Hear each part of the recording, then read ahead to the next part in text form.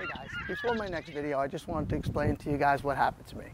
So I was trying to do some work on the boat under the cover, and I ended up falling off the boat. I fell pretty hard. I broke a rib and hurt my neck pretty good. I got lucky though. I didn't get majorly hurt where I hit my head, concussion, anything like that.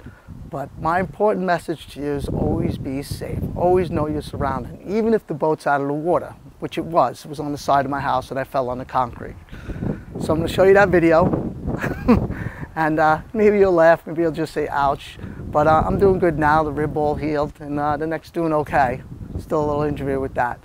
But I'm going to continue to make videos as much as I can. I know I don't produce videos every week. I'm usually good for maybe 1 or 2 a year, maybe 3 if you're lucky. But I'll try to do a little bit more. All right, hope you enjoy everything, and I hope you watch this next video I have too as well.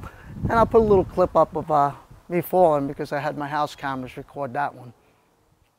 Always fun.